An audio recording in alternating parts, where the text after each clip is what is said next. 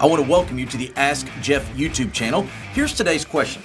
Can you explain what Paul says about women in 1 Corinthians chapter 14, verses 34 through 35? Should women literally be silent in church? Now, you can imagine with a question such as this, it's somewhat sensitive. Now, allow me to kind of warn us of what I believe is an erroneous approach to this passage and then see it for what it is actually saying. Yes, there in verse 34 and 35, it does say that the women are to be silent in church. Now, oftentimes we approach passages like this, and it just seems natural to do so as, well, that was a cultural thing. It's a different world today. We talk about that women's rights were significantly less then, particularly in the Old Testament / early church days. But I think that's a dangerous approach. Why? Because culture is always changing. It's always evolving with a little e, if you allow me to say. So rather than making this a cultural issue, women then versus women now, what should they do or not do?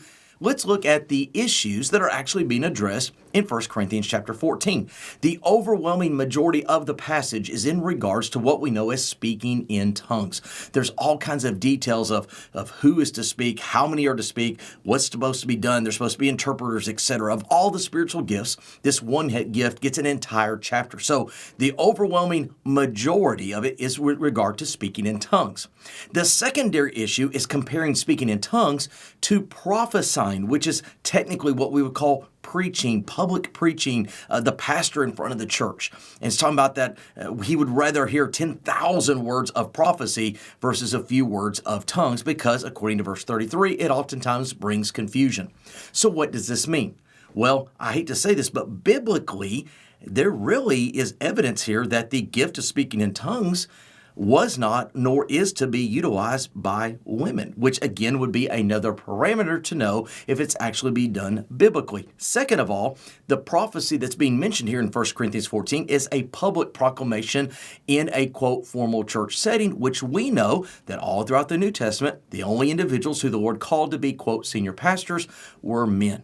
And so the passage isn't that women should never speak in church in any circumstance, in any setting. But in regards to these two issues, absolutely. In fact, we find there are women prophetesses all over the Bible. In fact, I think there's like 8 to 10 of them specifically mentioned. Even what we know is the Christmas story in Luke chapter 2, upon the birth of Jesus Christ, Anna is called a prophetess. Specific roles where the Lord utilized women to communicate biblical truth to other women in a variety of settings. So again, I know it's a sensitive issue, but I don't think it has to do with culture in the days back then versus now, as much as the gift of tongues and how it is to be utilized, and public proclamation in a local church setting, how it is to be utilized as well. Again, the Bible allows itself, as always, to supersede the culture, whether yesterday's or today's. Great question. If you have one, send it to askjeff.net. Maybe your question will be tomorrow's. Thanks for being a part of today's daily question. Now, we answer a question each and every day. Please feel free to submit a new question at askjeff.net. We may not have gotten to yours today, but we eventually will continue to be a part of this. Subscribe so you don't miss out on a question every day.